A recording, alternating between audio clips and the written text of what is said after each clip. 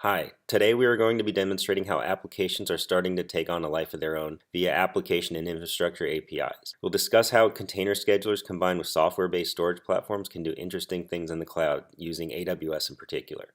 As you can see here, this is the Amazon EC2 portal, and I have a standard HA Mesos cluster with 3 Mesos masters and 3 Mesos agent or compute nodes. In the Volumes tab, we can see that there are 3 EBS volumes that are already attached to the 3 corresponding Mesos agent nodes. These EBS volumes will be contributed to the Scale.io cluster that we are going to create in a few moments.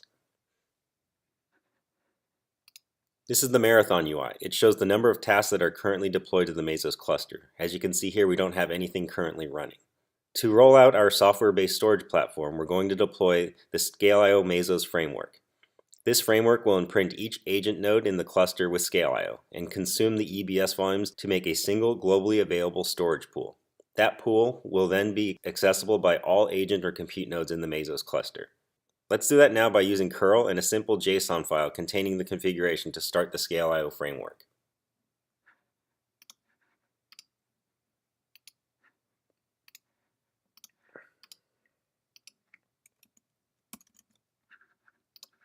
As you can see here, the framework is getting deployed, and now the framework's in the running state.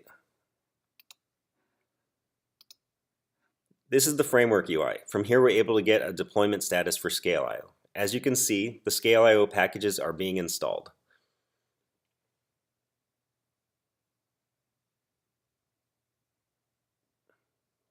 Now the Scale.io cluster is getting created. Now Scale.io is being initialized. And now the resources in the form of the EBS volumes are being added to the Scale.io cluster. Now we're installing RexRay and Mesos module DVDI.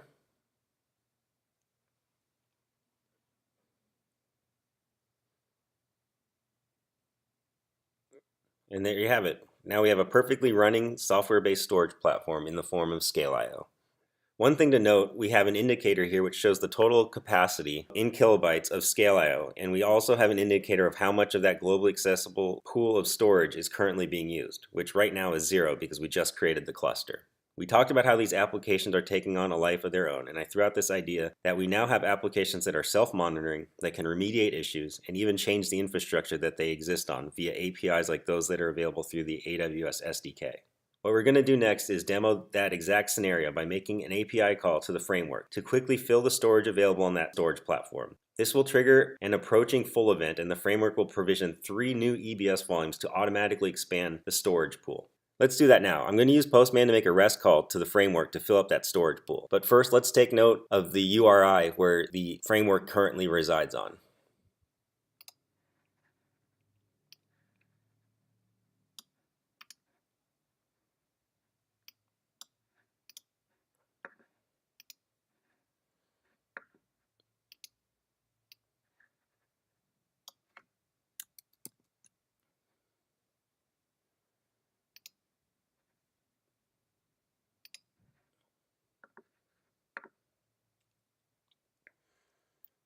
And let's go ahead and fill up that storage pool.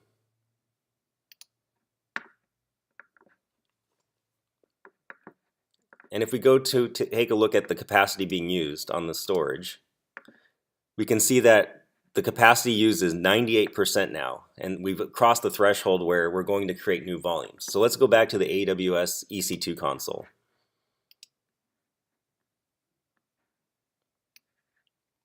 And we had 3 new EBS volumes, 1 terabyte in size, and those volumes will then be contributed to the Scale.io cluster. So let's go back to our framework UI, and once that gets added to Scale.io, we're going to see the capacity of the storage pool increase, and the percentage of the storage pool being used decrease. And there you have it. Once those 3 1 terabyte volumes were added to Scale.io, the overall capacity used has been dropped to 14%.